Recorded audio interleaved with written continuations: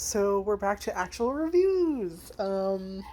Apparently the last episode for season 2 of How Not to Summon Demon Lord just came. Of course, the fucking dogs start barking. Anyway, so yeah, the second season, I don't like actually has a name, but it's like a symbol, and I don't know what the symbol is. Anyway, so yeah, I just finished the second season of How to Summon Demon Lord. I was gonna add about the first season, and I actually like this. I'm sorry, my nose itched. um, I like the second season better than the first one. I'm not exactly sure why though.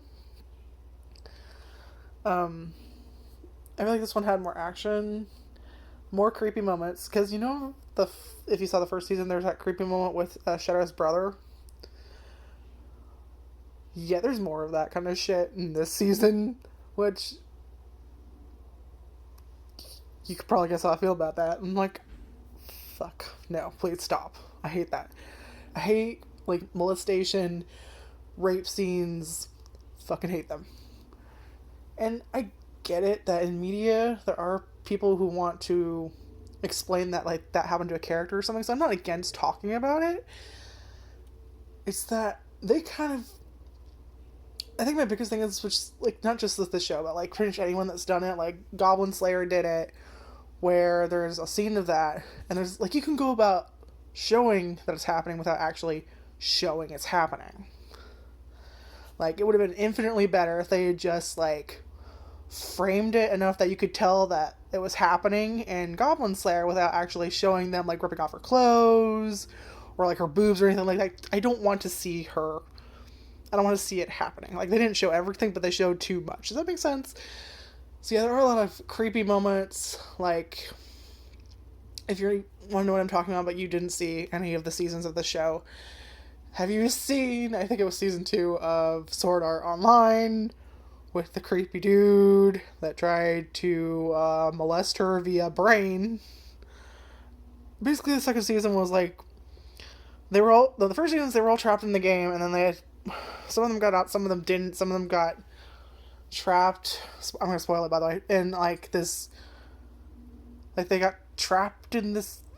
I don't know how to fucking explain it, but I'm gonna do it the best way I can, and it's gonna be the dumbest way I can explain anything. So I apologize.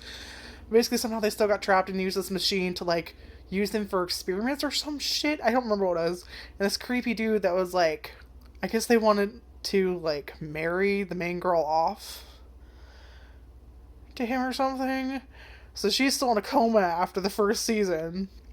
Kirito's out, I think. And he manages to find her, and he's like, this creepy dude's like, basically like kind of like mind raping her. Like I don't know how to describe it because that's kind of what's actually happening. Like he's molesting her, but it's all in her head. It's not her actual body. I mean, thank God, but it's not her actual body, but still like not okay. So yeah, it's like I didn't love that anime, but that was the scene I'm just like, nope, no more. And then I heard they also did it in Alicization, where it was a different person, different characters, but there was again one of those scenes where like you, I get it, it happens. It happens. We have to talk about it. It happens. But I don't like when they kind of turn it. Like, they. The best way I can describe it is like. They're trying to do a serious topic. But they're also trying to do fan service at the same time. Like, if you're going to talk about rape, talk about rape. If you're going to do fan service, do fan service. Do not combine those fuckers together, is what I'm trying to say. Because that's when it gets offensive and disgusting. So, yes, there's a lot of. Some of that in this series. There's only one, I believe, in the first season, and in the second season we get more creepy molestation moments. So I'm just like, fucking get it. I still like the season better. I don't know why that is. Maybe it's just there's more action rather than just like lame, like random transition parts, I guess. But anyway, so the first season, we get Ram and Shetta as our main girls, and it's basically is. Our boy Diablo is, of course, a nerd, or not a nerd, I'm sorry, neat, whatever the fuck. Oh, no, talking, that's not right. Hikikomori, I think it's the way. He's a fucking shut-in, is basically what happens. And he gets summoned to another world as his character, Diablo, the Demon Lord. And he gets summoned by Ram and Shetta, who are they're like trying to summon something, like a beast or something. I don't, what the fuck were they trying to summon? I don't remember. They were trying to summon something. at the same time, and then they're bickering together about I summon this thing, I summon that. Essentially doing jobs. They're like, fucking excuse me, who are you people? What the fuck is going on? They're too busy bickering with each other. They're waifus, basically. In the first season, they come again in the second season. I like them better in the second season. If we need to know, I'm more attracted to Shadow. She's an elven princess. She's cute, stupid, but cute. But she's an archer, she's an elven princess. She's our big boob chick. And then we have Rem, who is I think her race is called Pantherin or something. It's like fucking cat race or something. So it's a girl with cat ears and fucking cattail. She's got like the Demon Lord Clem, whatever the fuck the actual name is. They just shortened to Clem later on at the end of the fucking season.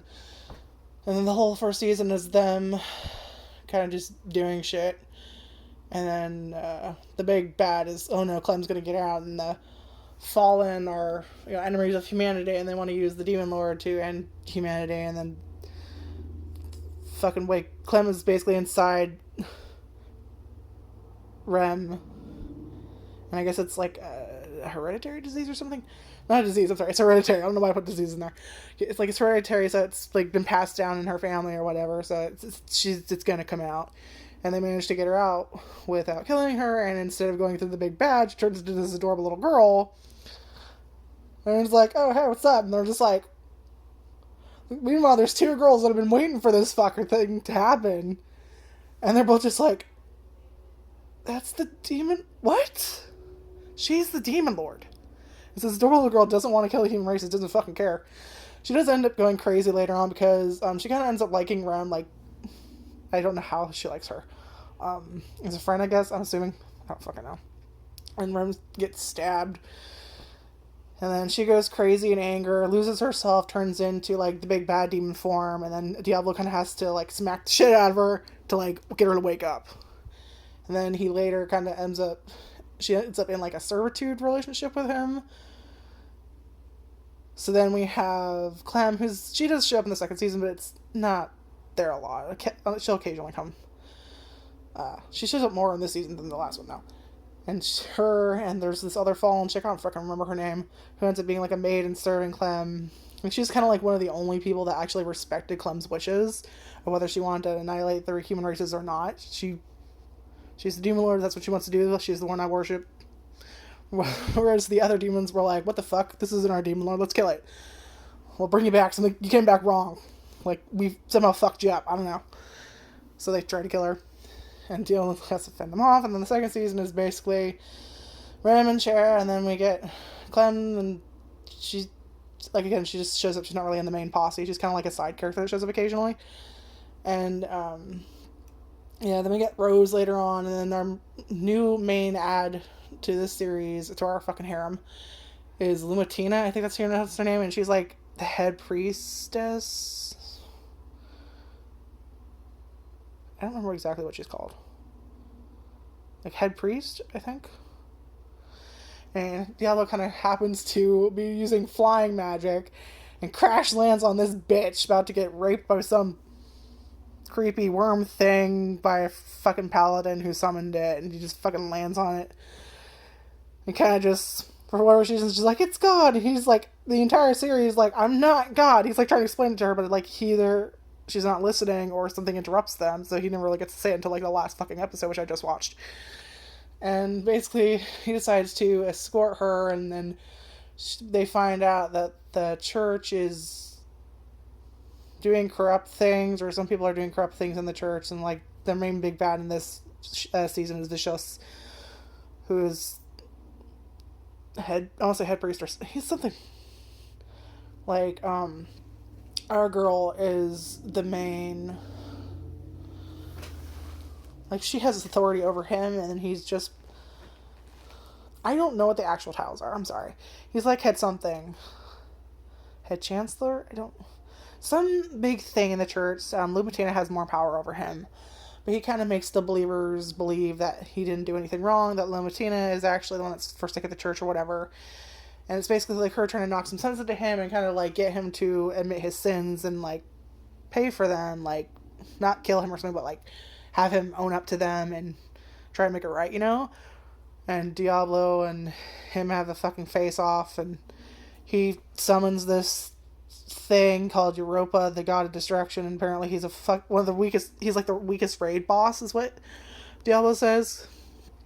And so they get rid of him, and then it kind of just ends with Rose, who is our... Oh, fuck, I didn't introduce Rose, did I? She's a mechanical chick in a maid uniform who I guess was guarding Diablo's dungeon, which I guess got sucked into the world along with them. So he kind of has to, like, go to this desert town with Lumatina and Shetta and Rem. Clem's fucked off somewhere else. I don't know what the fuck she's doing. I think she's with the mage chick from the first season. So she doesn't leave the town, really. And then, again, the fallen chick with who worships Clem is with her. I don't fucking remember her name. But those two are together. They're being watched by the mage chick from... The head mage, whatever the fuck her name was, from the first season. So you do see them. They are not with the main posse. They're back home in this town Diablo has settled in the first season. But yeah, apparently there's like a mysterious disease there, and Diablo has to go into the fucking thing to get an item that can cure the goddamn disease or curse, or whatever the fuck it is. I think he says it's a curse. And of course he's going through it like easily, and they're like, how is he doing this? He's so strong. And then like we get in his head that it's his fucking dungeon. He made it. He just, for whatever reason, it's fucking here. So he's like trying not to let them know while like get the fuck like out of the dungeon as fast as he can.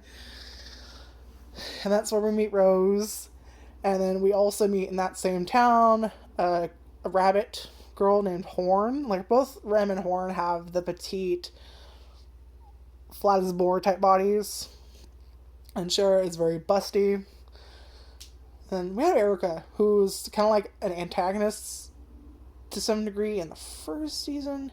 And she shows up a little bit in this season, but it's so minuscule. But anyway, there's a lot of fan service in this show. A lot of fan service from the first episode of the first season to pretty much the end, really. But yeah, there was 12 episodes in the first season, and I guess I just checked 10 episodes for this season. Both you can watch on Crunchyroll with English subtitles. I didn't think this was the greatest show ever. And there were a lot of times during the first season where I'm like, do I just want to not watch this? Because I didn't hate it. I wasn't like in love with it. I was just kind of, But I finished and I was like, okay, I'm glad I finished that. And then the second one, I'm like, I don't know if I want to watch this or not, but you know what, fuck it, I'll try it. Because I did get, like, I liked it a teeny bit in the first season. And I was just like, I'll give it a second season a watch and see what I think of that one. Sorry, I had to burp out of nowhere.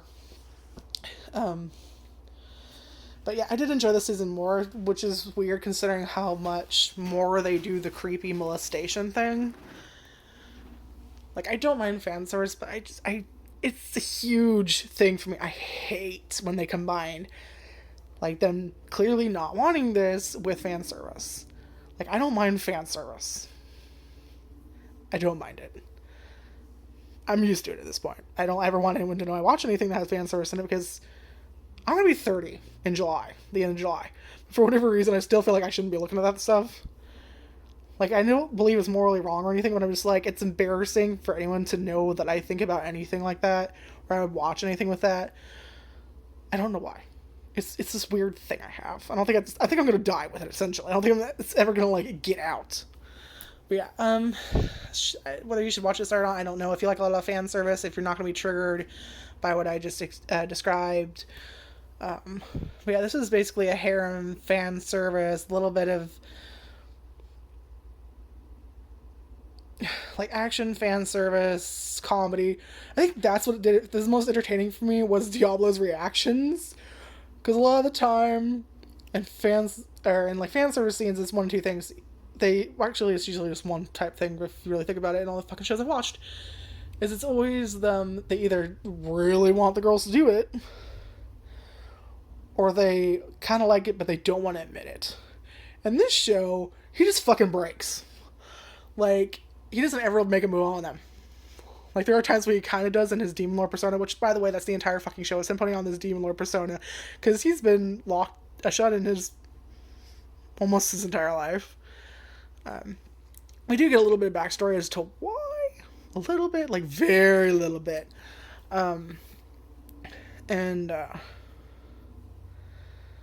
I guess what it was is essentially he was a kid and he was playing games with people and he's like, hey, I can give you this item, and like, just trying to be nice and really happy people are hanging out with him, and then he happens to go, like, he's late for something, he happens to go and try and see them. They're in the park, meet up with them, and he hears them talking about, oh, he's useful and no, we don't need him anymore, let's not talk to him anymore. And it's just kind of, that's literally our only backstory, and we're just like, is that why he's a shut-in? Okay, all right. And yeah, basically he just played this game, and then he gets summoned to this world, which we get no backstory in the first season of why, or any of this really, how he was summoned there or why. But like, I guess Rem and Cher were doing a summoning thing, and that's how they fucking summoned him there. And then this world that he gets summoned to, he says it kind of reminds him of the game he was playing, which I guess was called Cross Reverie. Reverie. I'm done. Excuse me. And yeah, so it's just kind of him like battling and fan service. It's just mostly fan service and them doing shit more than anything. But yeah, anyways, what I was explaining is he is like a guy that clearly does want it, but he's doing this like demon lord persona, so he can't really show it because he doesn't know how else to interact with people. So the only way he really interacted with people after like what happened with the kids or whatever, because they were like little kids when it happened to him, is he like put on this demon lord persona in the game, and he's demon lord Diablo, and so he's basically doing this fucking act the entire time. So do you remember Overlord, where Ainz kind of has to do like the Supreme Ruler act the entire fucking thing? It's not nearly as good or as funny as an Overlord, which I definitely preferred his version of that than opposed to Diablo's. But that's basically what he's doing, is an act this entire time. That this very confident, very arrogant, very powerful demon lord. And the inside of his head, this man is freaking out half the time. Where Ainz is a little bit like, oh my god, what? Where he's just like, can't fuck, how do I get out of this world, fuck, how do I talk to people, fuck. Like, it's a lot more of that. I don't know, I think that's why I liked it, was just him, and instead of being like, oh my god, a girl's touching me, he's like, like, I could expect to just, like, literally his head to just explode. And the voice acting that went along with it was also entertaining to me. Like, it kind of reminds me of the same reason I really like Shabrock. Fuck. The tall dude from that time, or, oh my god. That time I got reincarnated as a demon lord. That does not exist. I'm an idiot. I'm combining titles. I tried to combine that time I got reincarnated with this line with how I not to summon a demon lord. Neither of those things were the what I was trying to talk about. I was trying to talk about was Manimashita Inumakan, or Welcome to Demon School Inumakan. And there was a character called Shabrock. Cannot pronounce their names. And I just immediately fuck it up. Like, my brain just, I don't know. Anyway, like, it kind of reminds me of him, where, oh, fuck. I think it's the episode during the first season where they're doing their flowers or whatever, and he's like, I'll get a better grade than you, Asmodeus, or something. That's basically that's not what he actually says, so it's kind of like what's going on in the background. And then the teacher rates it, oh, that's a B+, and he goes, Naze! Like, just the acting, I love it. It makes me laugh every time, I don't know why. Just the acting with the face, just, it's good. Another part that makes me laugh is Clara, when they get her fucking thing and she hides it underneath her shirt because she's embarrassed by whatever the fuck she made flower-wise. And then Jazz's power, his bloodline ability activates. So he goes, what the fuck is this thing over here? It's so dumb, but I love it. But yeah, I don't know how I got on that rant there, but it's not the greatest anime.